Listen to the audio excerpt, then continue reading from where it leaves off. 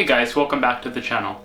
So today we're going to be talking about Vancouver. Now, Ellen and I just came back from Vancouver. We had a quick weekend over there for Thanksgiving. We have a bunch of videos coming from Vancouver, so stay tuned for those. Of course, if you're not already, consider following us on Instagram and Twitter. However, since we were in Vancouver, we decided to ride around the transit system a bunch. Of course, we have before, but it's always nice to see what's changed. We saw quite a bit of changes actually, including the upgrades at Commercial Broadway, the new suburban buses, the upgrades at the C-Bus terminal, just lots of different stuff going on throughout the system. Now, this video is really about why I think Metro Vancouver does rapid transit better than any other city in Canada, and frankly, possibly better than any other city in North America right now.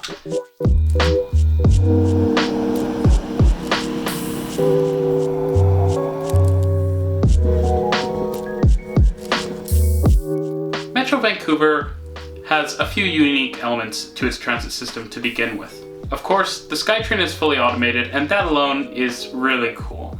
If you go and look at some of the old footage, it's amazing to think that back in the 80s, Vancouver already had fully automated transit.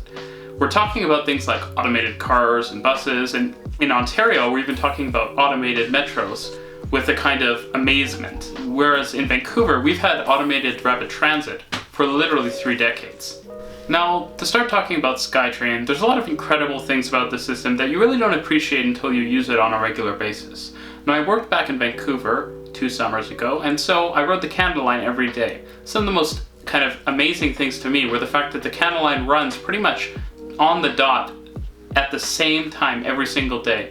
At 3:34 in the afternoon, I can get a train every single time, and the trip to another station is pretty much 100% of the time going to take the exact same amount of time. That's because the way the system is designed, the time between stations is really kept to be incredibly consistent, and the trains operate a little below their maximum speed throughout the entire network. That way, if someone delays the train by holding the doors, for example, something Ottawa and Toronto know way too much about, then the train simply operates a little bit faster, and that way it can kind of recoup its lost time and get to the next station and the station after that on time. Now, on the oldest line on the network, the Expo line, it's beyond the fact that it's just a really interesting line. I mean, you have 3 different types of rolling stock, which is something unique to Canada. We don't have really rapid transit lines operating that many varied types of rolling stock, besides perhaps, I guess, Calgary. However, the system is not really a metro, whereas if you look at Montreal and Toronto, at most you're going to see 2 types of rolling stock on one line. It's very cool in the Expo line where you see 3 different types of rolling stock.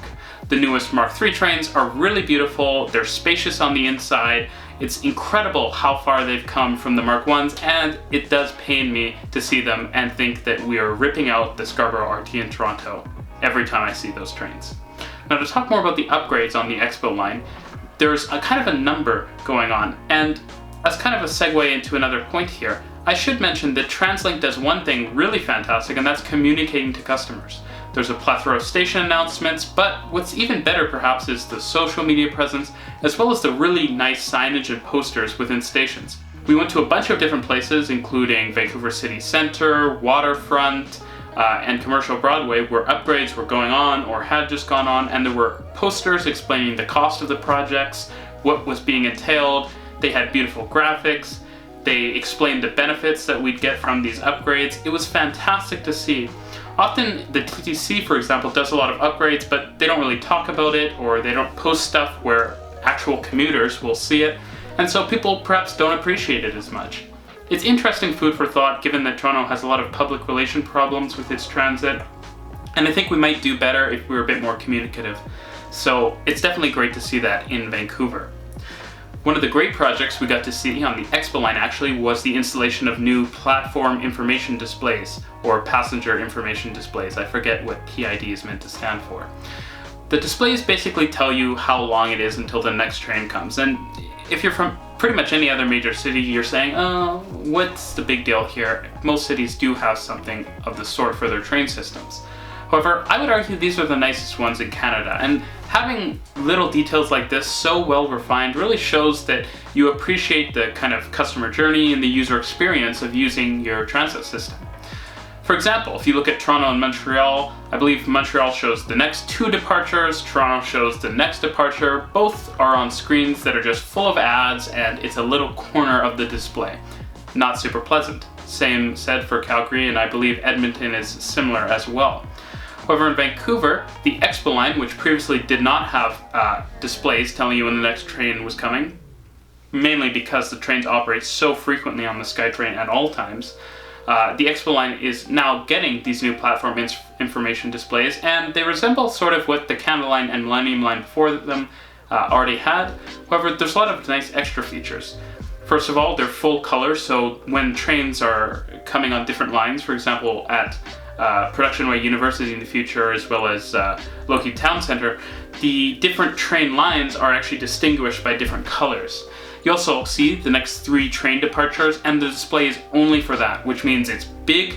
You can see very clearly the number of minutes until the next train, and there's even beautiful transitions where when the train arrives, the time at the top swipes away and the times scroll up. It's just a very refined and nice system to see, and I really wish Toronto spent this much effort thinking about things like platform information displays.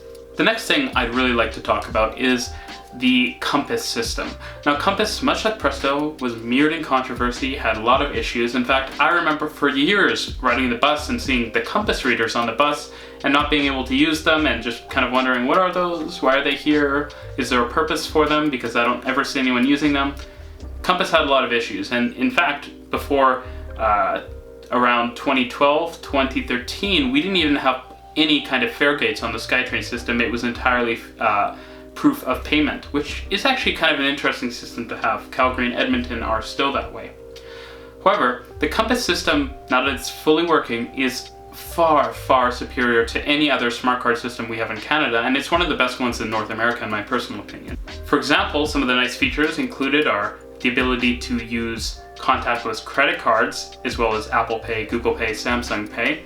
In fact, TransLink did something that I think might be unique in the world, and at least I'm very certain it's unique in North America, and that's that they created contactless Compass bracelets, which people with disabilities, accessibility needs, seniors, really anyone, frankly, can get, and it just makes it really convenient to wear your mobility on your wrist, essentially. We wanted to get one, but unfortunately, since we were only there during the weekend, we could not, and we would like to see those distributed across the network. However, it is a great step to see that. Getting back to the contactless payments, it's really fantastic to see that. When you think about it, contactless credit cards can essentially act like the transit cards in Japan or Korea, where you're allowed to pay essentially with your transit card. The great thing about contactless credit cards and debit cards, though, is that you can literally use them anywhere, whereas those systems in Japan and Korea are still limited to usually convenience stores and some restaurants. With that all said, being able to pay for transit on your phone is a great experience, and it just means you need to think about one less thing. Also, when you have a credit card, it doesn't make a ton of sense that you have to go over to a machine to buy another card and then use that card to pay for your transit in cities like Montreal, Toronto, and Ottawa. So it's fantastic that you can just walk up to the fare gates, tap in, and then tap right back out when you get to your destination just with your credit card, and you don't even have to worry about it. Even for someone like me who's really passionate about transit, having the ability to pay with your credit card is super convenient. I actually forgot my Compass card. I have several in Toronto when flying out to Vancouver, and I was able to just tap my credit card at the Canada line when I was heading home from the airport. It's just super convenient and it's seamless, and that's how transit should be. You shouldn't have to walk up to a machine and pay, because then when you think about it, you're missing your train, you're gonna waste 5 minutes of time probably in that case, and it just makes transit that much less attractive. We really have to think more like Vancouver thinks in terms of transit across the country and across the world, really. And that's to make transit super convenient. We need to lower the barrier to entry for transit. Saving 5 minutes on a trip doesn't seem like much, but it's the difference between someone choosing to hop in a taxi and choosing to take transit. And so every 5 minutes really counts. And when you think about it en masse, if every single person can save 5 minutes that's going through an airport, for example, that's literally millions and millions and millions, and if not billions of dollars we're saving every year for the economy. So I think it's fantastic to see Vancouver incorporating conveniences like that into the transit system. What's even better is that, unlike Toronto, Vancouver actually reduces the fares during less busy times, such as the weekends and the late night and early morning. And this is really just fantastic to see, because what it's doing is it's just slowly adjusting people's habits so that they don't ride during peak times and so that they're a bit more willing to go out on the weekend. It means that the system gets better utilized, taxpayer dollars are used better, and the Compass system is enabling all of that. So I think fare integration is definitely one thing that Vancouver has just done far, far better than any city in Canada and possibly North America. Now, the final point I'd like to talk about is development. Now, in Toronto, when you fly in, you see tons of high-rises all over the place, and it's something that still impresses me to this day.